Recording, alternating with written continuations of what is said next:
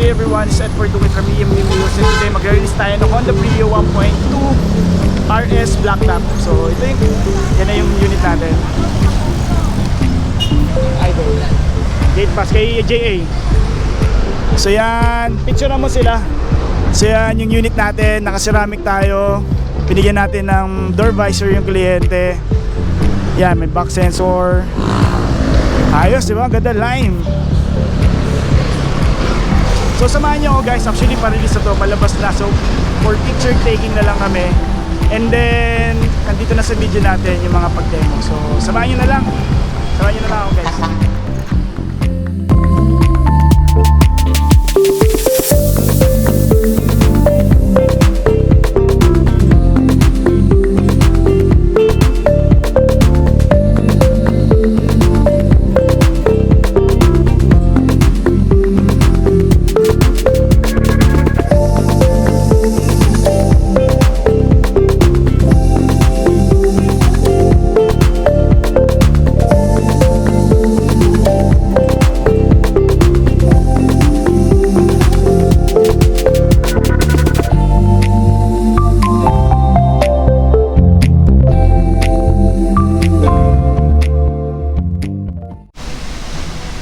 Tara ma'am.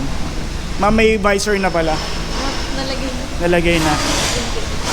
So unang step natin ma'am, check mo muna kung may mga existing na gas-gas or may dent. Check natin ma'am.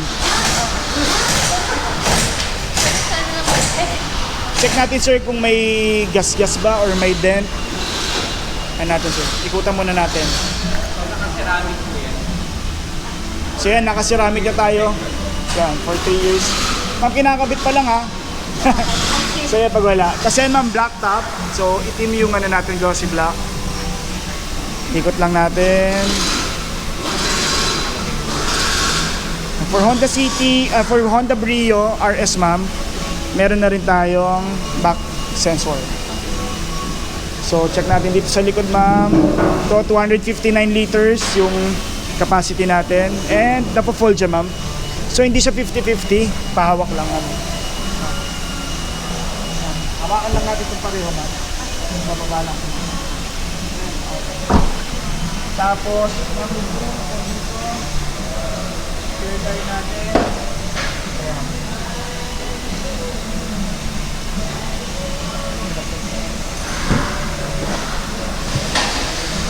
So dito ma'am, maganda. Bili tayo ma'am ng trunk tray. Para at least hindi mabasa yung, kunwari pag namalengke kayo, para hindi mabasa yung ano natin. Yan, ikot tayo ma'am, naka-wiper siya. Check natin ma'am. Sa loob, naka-seat cover na rin tayo. Tapos ito ma'am, yan, 14 inches yung mags. Ayan. So naka, ano siya, dual tone ma'am. Drum brake, yung likod, tapos disc brake ma'am yung sa harap. So yan ma'am, check nyo rin kung may mga tama ba or wala. Tapos for the RS ma'am, yan, naka-block din yung side mirror natin. So wala naman ma'am no, pero kung just in case na meron kayo makitang gas-gas, sabihan nyo lang kami. Yan. Kiefer, pa-start men.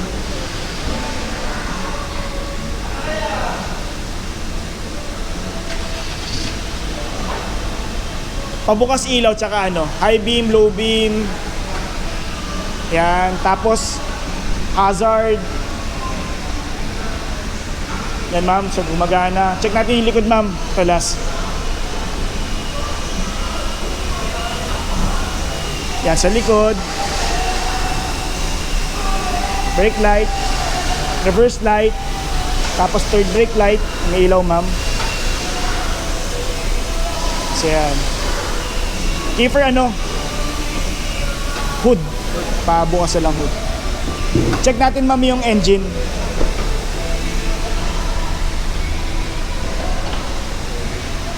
Yun, sa engine naman natin ma'am, 1.2 liter tayo. Tapos iVTEC, 89 PS siya.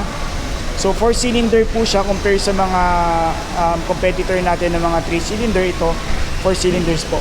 So ang maintenance natin, una po Ma'am Jenny is first month or first 1,000, whichever comes first, yun po yung pina-schedule nyo. And then next po, and yung sa susunod po natin na maintenance is every 10,000 or every 6 months. Pagdating sir, ma'am, sa maintenance, ay sa warranty naman tayo 100 km or 3 years, whichever comes first. 100,000 or 3 years po. Sa battery natin, 1 year warranty po. Ang hindi kasama sa mga warranty natin is yung mga consumables po. Yung mga nako-consume, like yung mga spark plug, yung mga fluids, gulong, yung ilaw po natin, yan mga hindi po siya kasama. So 1SM, yung battery natin. Tapos fuse box natin nandyan. ECU natin or computer box. Fuse box po na sa loob. Dito ma'am, i-check nyo yung brake fluid. Dapat laging naka-full. Dito naman ma'am, laging natin i-check yung, ayan po, coolant naman po yun nandito. So normally po sa first 1,000, yan po yung ano natin, yan po yung kinakargahan. So sa first 1,000, wala pa po siyang gagawin na change oil, hindi pa siya change oil. More nang ginagawa po sa first 1,000 po, for example, may mga kailangan pong i-calibrate po siya. So for example, may naramdaman kayo na kailangan i-adjust, dun pa lang po siya i-adjust. Tapos yung mga under chassis po na hihigpitan, kailangan higpitan kasi yun po yung pinaka first niya na first time niyang papatakbuhin sa kalsada. So dito ma'am, yung sa dipstick, para ma-check niyo po yung sa fluid natin or sa oil natin, dapat po yan at least nakapatay po siya kahit mga 30 minutes, no? Kahit 30 minutes dapat po nakapatay para makita niyo po yung ano. Tapos nandito po yung oil cap, yan po. Tapos isa lang po yung serpentine belt natin, tapos naka-ABS na rin po siya. Tapos yan ma'am, naka-DRL pala yung ano natin. So, ma'am, for example, pag pinatay natin yung headlight natin ma'am, umiilaw to, hindi siya namamatay. So for example yan ma'am, papatayin lang ni Kiefer. Ayan, nakailaw lang siya lagi ma'am. So for safety kasi yan ma'am, for example, napadaan kayo sa tunnel. Then normally yun sa tunnel, di ba dapat naka-on yung headlight. So yan ma'am, kahit pa paano, mag-i-illuminate siya. Even sa mga parking, ano po, makikita niya kayo. So next po natin yung sa loob. Sa loob, very ano lang naman po, very simple lang naman po. May cord po ba kayo ng sa cell? Ano po kayo? Naka-Apple, naka-Android? Pag naka-Android po kayo, meron lang akong papakita sa inyo doon para for Apple CarPlay or Auto Android para ma-check po natin. Pero kung wala kayong cable ma'am, hindi natin mako-connect. Wala akong dalang cable. Pero actually nag-automatic naman yan ma'am. Pagka once na sinaksak niyo sa cellphone niyo, magkakaroon lang siya ng parang para notification na kung i-accept niyo lang po siya. So ma'am, dito muna ako sa may driver side, dito muna po tayo sa passenger side.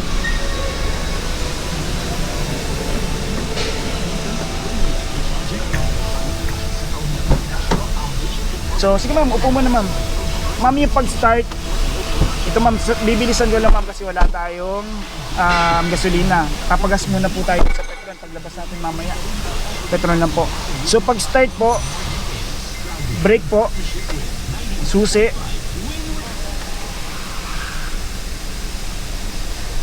yan. So preno po, tapos hintayin nyo po.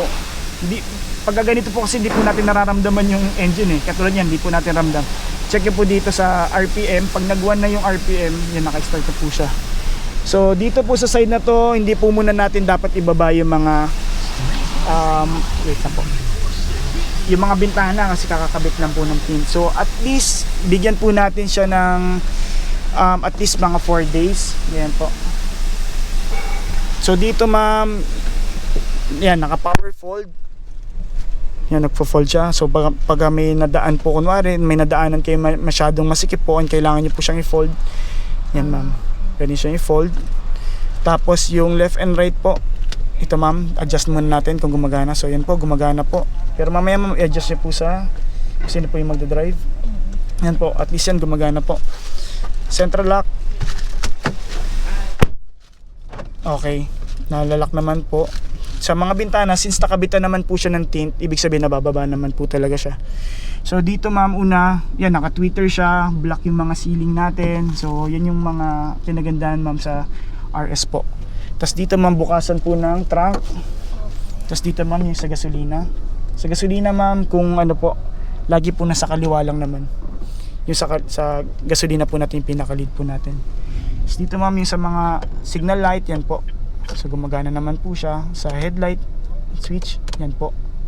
Sa fog lights, Yan po. Tapos dito naman po wiper. Di ko na po i-wipe kasi baka po ano, yung maipon yung ano, yung dumi. So sa RS po, yan ganito po yung itsura niya. Yan. So pula yung pinaka ano natin. Tapos wala po kayong ibang makikita kundi yan lang po lagi. Yung gasolina, yung gasolina ma'am, pag napakargan mo yan, mawawala na yan. So normally yung mga ibang ilaw dyan ma'am na makikita nyo, yung mga check engine yan, ibig sabihin may kailangan kang pagawa yung mga nandito ma'am. Tapos meron siyang eco lamp, yung kulay green to ma'am. Yung eco lamp kasi ma'am, ano siya parang assist siya sa inyo na yung driving skills nyo or yung pagdadrive nyo during that time is matipid, lumalabas po yun ma'am. So para ginaguide niya kayo na maging matipid po. So depende po kasi sa tapak para umilaw yung eco lamp po. Tapos dito naman ma'am, si steering natin yung retain siya. Tapos dual airbag po, driver side and passenger side. Tapos dito ma'am yung sa mode natin, yan po. Yung mode kasi ma'am, audio controls to para habang nagda-drive ka, di mo na kailangan tumingin dito. So habang nagda-drive ka, palit ka ng channel, palit ka ng mode. Yung mode ma'am, pwedeng Bluetooth, AM, FM, USB ma'am dito, sorry mamaya. Tapos pwede yung Apple CarPlay or Apple Android po. Yung volume yan ma'am, busina. Yan, pwede ka magpapalit ma'am pero dapat sa Honda lang. Any accessories ma'am na involve ang electronics, ganyan, dapat po sa dealer lang. Kung hindi, pwede ma-void yung warranty mo. So, sa ngayon po, ang nakikita ko lang pwede mong madagdag dito na kulang is, kuwari yung back camera. Kasi ito kasi ma'am, wala siyang back camera. Pero meron tayong back sensor. Wala siyang tumutunog ngayon kasi wala tayong object dun sa likod. Pero malalaman nyo ma'am habang lumalapit siya, bumibilis yung tunog ng back sensor po. So yan ma'am, pag nag-park ka, automatic ma'am nag-unlock po. So hazard, nandito ma'am, on off yan, nandito, agree lang natin yan. So dito lalabas lahat ma'am yan. Ayan, tapos yung mga Bluetooth, yan ma'am, USB, yung, excuse me ma'am, dito, yan ma'am. Dito natin kakabit yung USB, kunwari, for example, may USB tayo and then gusto mo mag MP3, yan ma'am, pwede po dito. Kasi since wala siyang katulad ng mga CD dati, so hindi na siya uso, pwede ka pa rin mag-save sa USB para at least may, ano ka, may sa sounds ka, and then pwede naman siyang Bluetooth, mag-Spotify. So usong-uso ngayon mag-Spotify lang. And then kung gusto niyo naman po phone mirroring, yung mga ways niyo makikita niyo dito. Doon po pumapasok yung Auto Android or yung Apple CarPlay, yan po, pipindutin niyo lang po siya. Tapos lalabas po diyan yung pinaka mga application like yung mga Viber, Google Map, Waze, lalabas po diyan. So ito lang ma'am, kailangan po. Tapos double check lang ma'am pag hindi gumana yung Apple CarPlay o Auto Android, kasi normally talagang sa mga phone naman ngayon meron na siyang Auto Android. Sa cord lang may problema pag ganun ma'am. Tapos baka hindi nyo lang siya na-accept. So kailangan nyo i-accept, may agreement din dun sa phone nyo kung gusto nyang mag-share ng details or files dito, or even yung mga, kasi pati mga phone book ma'am kasi lalabas dyan So mag-accept nyo muna sa phone nyo. So much better habang bago kayo mag-drive, connect nyo muna siya bago kayo, ayun nga, mag-drive, kasi baka mamaya habang nagde-drive ka for safety, dito ka, dyan ka magkakalikot. So dito lang po siya. Yan. Tapos next is dito naman sa mga aircon po natin, yan, sa fan, yan po, on off ma'am ng fan or ng aircon, lahat po. Tapos ito, kung gusto niyo lang pong dito lang ma'am or kasama niyo sa may paa, yun po. So wala lang siyang front and wala lang po siyang defogger like sa mga iba, kasi ma'am mapapansin mo yung defogger sa may rear glass natin kung may linya. Pag may linya ma'am, defogger yon. So ibig sabihin pag nag-moist yung labas nyo ay loob ng kotse, pwede siyang uminit. Wala lang siya talaga dito ma'am. So yun, sad to say, pero hindi naman siya talagang gamitin ma'am. Ako ma'am, sa tagal ko na nagda-drive, na isang beses di ko pa natatry mag-defogger, kasi dito naman ma'am sa Metro Manila hindi naman nagmo-moisture yun. So yan, gumagana naman po siya. Max Cool ma'am, Max Cool, nagagamit siya for example sobrang init tapos kailangan mo nang umalis. So for example yan, nakaganyan ka, diba?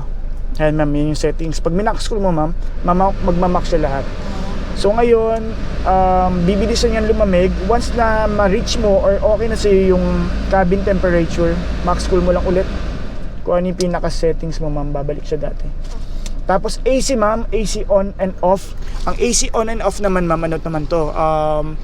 Siya naman yung, for example, nasa Baguio ka, malamig naman yung simoy ng hangin, di ba? Gusto mo lang ng fan, papatayin mo lang yung compressor niya, mag-off yung compressor, di na siya lalamig. So ang pinaka temperature niyang iniikot, ma'am, yung temperature na nung lugar, ma'am, mismo. Okay. So kunwari, kung dito tayo, ma'am, mag-room temperature, yung temperature ng paligid natin, ma'am, iinit to. Ayan, painit na siya.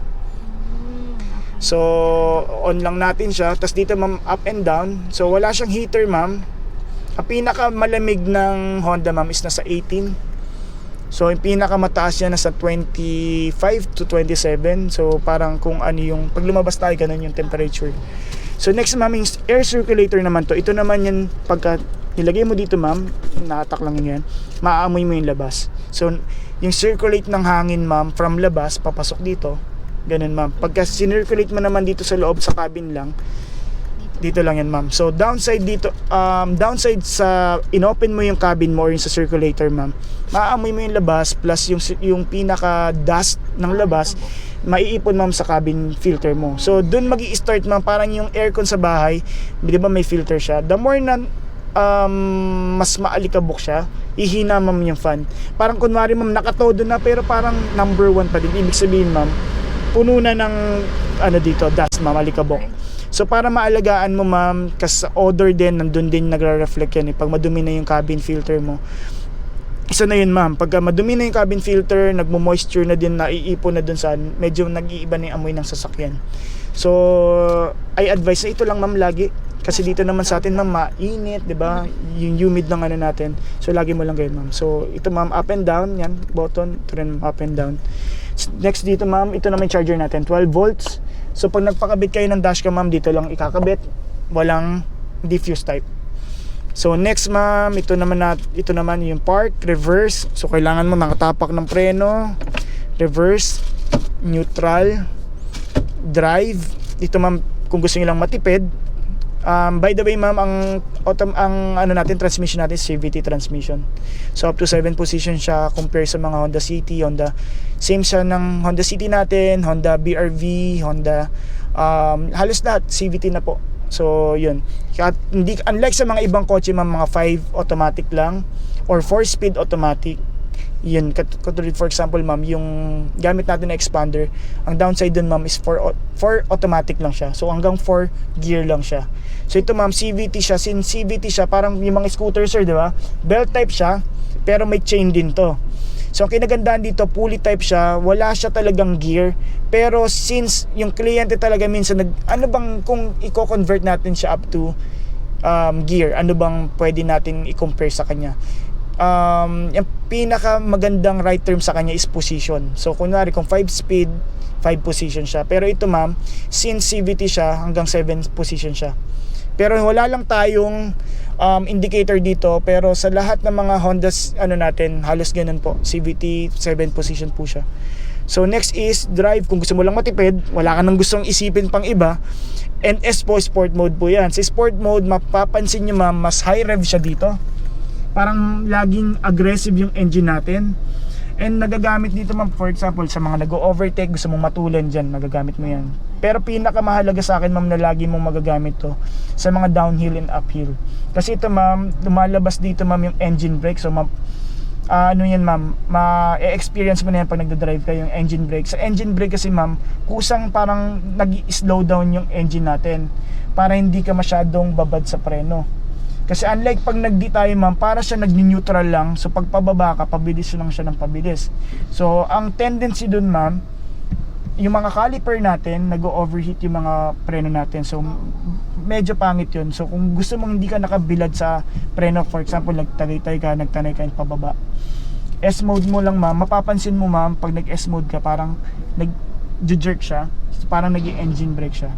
So ang L naman po, low gear naman po ito. Sa low gear naman, nagagamit siya, for example, sobrang puno, feeling mo sobrang taas ng, di ba, may pahabang parang sa may Angono, yung papunta sa may mga coffee rush, di ba, pataas doon. Pag medyo kabado ka doon, ma'am, i-L mo lang. Pag in-L mo lang siya, malakas lang yung hatak niya paakyat. Di ka mabibitin, wala kang magiging problema. Actually, kaya naman ng D yun. Pero parang peace of mind mo, pwede ka mag-L. L pag pataas, pag pababa, S. Pwede ka rin mag-L, ma'am. para hindi ka nakababad sa preno. 'Di ba? Sobrang tarik ng pababa doon 'yun. L mo lang or S pwede ka doon. Pero pag ganun ka tarik, ma'am, pwede mong i-L lang pababa. Para alalay lang siya parang hindi naman sobrang bagal pero parang mga takbo mo lang doon 20-30 km/h. Safe doon sa kasi medyo curve yung pababa na 'yun eh. So yan sa L, pag nag-aral ka naman mag-drive, medyo maiintindihan mo na yan. Tsaka mo naman siya maiintindihan. Pero sa mga nagda-drive, di ba, maano mo na ma-experience mo yung mga engine brake, kung gaano siya kahalaga. Kasi ito man, pag dinrive mo yan, parang nag-free wheel ka lang. Para siya nag-neutral lang. So para kasi mas matipid siya. So yun, handbrake, ang isa ko pang papasalamat ka kay Shopee, makakabili ka din ng mga armrest. Ang laking bagay kasi ng armrest. So ngayon, wala tayong armrest, pero since walang mga cup holder, ito yung mga cup holder dito, yan, cup holder dyan, ma'am. Yan po. So sa radio, try natin, ma'am, yan. Ito yung sa may volume mo ito. Habang nagdadrive ka, ayan. So kung ayaw ko yan, tugtog na yan, hindi ako mahilig kay Regine. Next ko yan. Yan, ma'am. Pag yan, okay na sa'yo, yan, pwede yan. Or next mo pa ulit. Up and down lang dito, ma'am.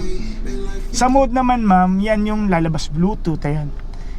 Tapos USB. Tapos AV in. May ano kasi ito, ma'am, may pwede mo siyang sinasaksakan ng, pero hindi ko na may ina-advise. May iba kasing na may nasasaksakan siya sa likod, mga pang TV plus ganyan. Yan yun, ma'am. Standby lang and yun, ayan. Yan. So yun, ma'am. Dito naman, ma'am, na-adjust yung yan. Up and down lang to. So hindi siya na telescopic. Pag sinabing telescopic na hatak, so natitiit mo lang siya.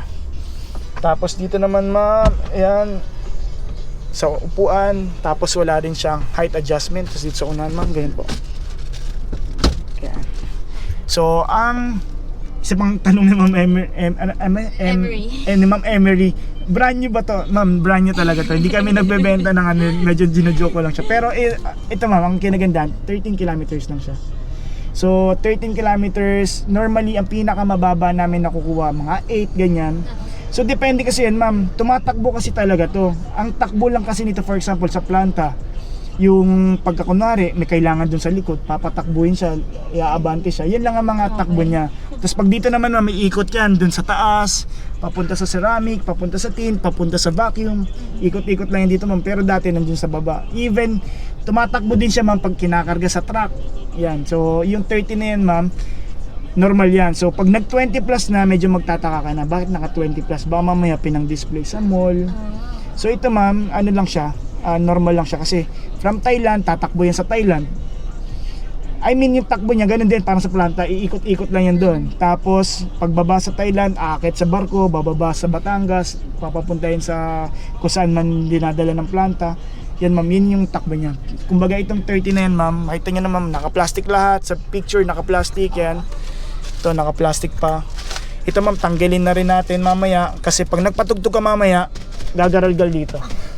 So check natin yung mga ilaw. Yan po, okay naman. Dito wala naman yan. So kinaganda nito, black lahat. So yun lang, ma'am, wag muna natin ibababa. Lock ko muna dito. Yan. So any question, ma'am? Baka may question po tayo. May question ba ba? Hindi, actually ano siya parang basic naman din talaga siya. So hindi katulad ng may mga Honda Sensing, ang dami mo talaga ma-explain. Kung gusto mo lang talaga for matipid sa gasolina, compact, yan, sakto talaga yung Brio. Tsaka syempre monthly, pinakamurang monthly namin. Pero actually, ma'am, sabi ko nga sa mga ano sa akin, bakit di na lang nagsi-city? Pero syempre depende pa rin kung katulad ng sa situation nyo, talagang kailangan nyo ng medyo compact. Kasi ma'am, city tsaka to, konti na lang 1,000 na lang yata, di ba? So hindi mo pwedeng sabihin yung bumibili ng Brio walang pang monthly kasi kapareho na siya ng city. Yun nga lang, minsan kasi may mga malaki yung ano yung 1.5. 1.5. So may mga iba kasing kliyente na kino-consider yung liit ng makina niya para mas matipid. Tsaka yung parking minsan kasi maliit lang ang kailangan or yung dadaanan masikip. So yun. Pero ito, ma'am, may presyo na din talaga kasi top of the line na to. So yun, ma'am, congrats. Off na natin dito. Mamaya po, pagas ka agad tayo dito. Yung 10 liter, ma'am, na kay keeper naman. Pipicture na lang tayo, dali na lang namin dito, ma'am. Tapos yung sa susi, ma'am, ito Isang may remote, kasi isa ma'am, duplicate lang. Yan po. So, padala ko na lang doon ma'am sa gilid. Para picture-picture na tayo.